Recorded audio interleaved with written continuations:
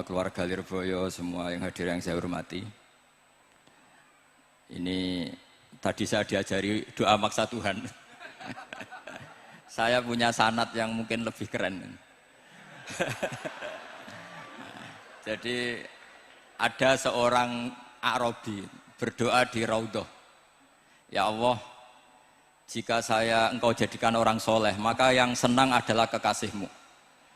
Jika engkau menjadikan saya orang fasik, maka yang senang musuhmu, yaitu iblis. Tinggal jenengan mau nyenangkan kekasihmu apa musuhmu. Akhirnya ada hatif, ya sudah, soleh saja soleh, doa kok gitu. Artinya kalau seseorang soleh yang suka siapa?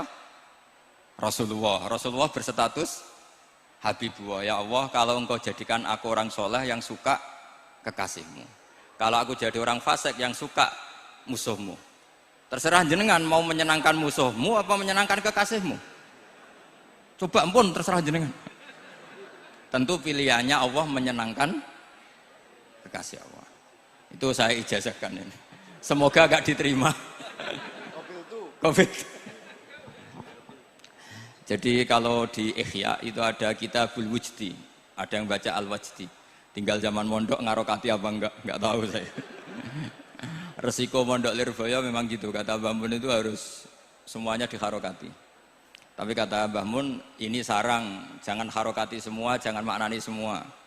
Kalau dalil di sini katanya kan apa itu al ilmu sayyidun wal kitabatu qaiduhu. Jadi ilmu itu ibarat hewan liar, supaya enggak liar dicancang gitu. Tapi kata Mbah Mun abok cancang kabeh ya ketekekan mati gitu. Jadi ini, nah saya ini kan dikatakan Gus Kafabi tadi cucu murid. Ini saya senang sekali karena memang saya jarang mau diundang pengajian umum. Karena diundang itu artinya kan makmur, diperintah.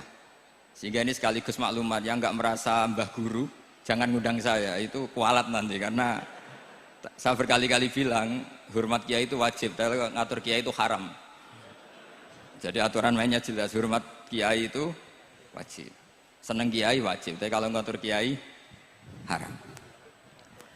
Ngatur itu ya fatwa itu, fatwa ya. Begini, saya ini baru neliti, mungkin ini tahadus bin nikmat. Saya berkali-kali rembukan sama, termasuk diantaranya sama Profesor Quraish Shihab. Itu mau menjadikan manhajul Quran itu mudah. Di antara kitab yang saya pelajari serius itu kitab Syajaratul Ma'arif. Nanti sebagian tak tinggal di sini biar diajarkan Gus Rizza. Itu rencananya PSG Pusat Studi Qurannya Pak Quraish itu menerbitkan itu. Sementara ini sekarang di UI Universitas Islam Indonesia saya juga ngajar kitab itu. Kitab itu begitu mudah menjadikan Quran itu pegangan. Kalau di sini katanya mau dimilenialkan itu, milenial itu. Itu begini, misalnya begini. Ini saya beri contoh. Jadi peristiwa-peristiwa khusus yang ada di Quran itu ditabwib secara umum. Jadi ini saya nanti tidak guyon supaya Gus Rizza agak kelihatan kalah, karena kalau guyon-guyonan itu menang saya. Saya ini orang Pantura. Saya misoh saja ada dalilnya. Karena memang dalam tarikh-tarikh itu gitu. Ini Muhammad ponakan kamu, kata orang-orang kafir. Saffaha ahlamana wasabba alihatana. Semoga gak ada yang menerjemah wasabba alihatana. Kitab itu mudah sekali. Misalnya begini, saya beri sekian contoh, mungkin 3 sampai 4. Babu nafil ibad bikullil bilad. Bab kalau seseorang itu harus manfaat di mana saja dia berdomisili. Terus beliau secara mudah bilang qala ta'ala hakian an Isa bin Maryam wa ja'alani mubarakan ainama kuntu. Saya adalah orang yang hidup di mana-mana itu membawa apa? Berkah. Terus beliau memberi judul secara umum babu nafil ibad bikullil bilad. Sehingga saya di Rembang, di Lirboyo atau di mana saja, etikanya satu, harus bermanfaat. Setidaknya manfaat kalau ada orang ingin menang ya saya ngaku kalah lah. Kalau ada orang yang ingin saya diangkat jadi murid ya oke, saya jadi murid beliau.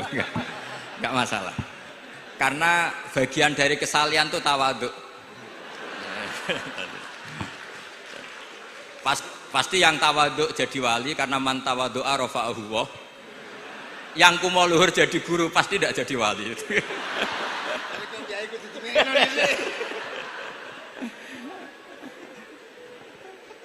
Terus ada bab yang sesuai dalam konteks Indonesia. Itu juga dibabkan umum, babu saddid dzara'i. Bab menutup pintu potensi-potensi yang enggak baik. Terus beliau mengutip qala ta'ala wala tasubbul ladzina yad'una min dunillahi fayasubbullaha adwam bighairi ilm. Jadi dulu para sahabat saking semangatnya berislam, itu saking semangatnya itu sering bilang jancuk Lata, jancuk Uzza. Jadi ini tidak jauh-jauh dari misoh karena memang sudah dicap cangkem elek tadi. Terus mereka tanya, lalu kalau Tuhan saya jancuk, bahayanya jancuk juga Tuhan kamu. Akhirnya Allah bilang gini, Muhammad, umatmu kandhane aja misoi brolo, kurbane aku. Makanya terusannya ayat fayasubbuha adwam bi khairi. Dan itu oleh Syekh Izzuddin bin Abdissalam yang dikenal sebagai Sultanul Aulia itu dibabkan mudah sekali. Babu saddid dzara'i. Jadi kalau kamu ingin Allah tidak dipisahi, Islam tidak disakiti, kamu jangan menyakiti agama lain. Itu bagian dari mencintai Islam. Jangan kira kita hormat sama agama lain karena ikrar, tidak, itu bagian dari mencintai Islam. Terus mengutip sekian hadis. La yasubbur rajulu abahu. Sebagian riwayat la yal'anur rajulu abahu. Ada yang baca la yal'ani, terserah lah. Kalau nahia la yal'an sapa rajulu, terserah itu. Apa khobar bimanal amri, apa bacanya la yal'an itu bisa dipasul masail nanti itu. Jangan sampai seseorang tuh misoi bapaknya. Kata para sahabat, wa kaifa yasubbur rajul abahu. Bagaimana mungkin seseorang misoi bapaknya sendiri? Terus kata Rasulullah, yasubbu abar rajuli fayasubbu abah wa yasubbu ummar rajuli fayasubbu ummah. Dia misoi bapaknya orang lain kemudian dibalas bapaknya dipisah. Ini penting saya utarakan, jadi mudah sekali. Terus dibabkan di bab umum itu babu saddid dzara'i. Sehingga peristiwa yang khususiyah ini menjadi bisa ditarik kesimpulan secara umum dan Quran maupun hadis mengawal kita ila yaumil kiamah, karena kita tidak kehilangan stok untuk memaknai Quran dan hadis dengan cara yang diajarkan Syekh Izzuddin bin Abdissalam yang kita kenal beliau termasuk Sultanul Ulama.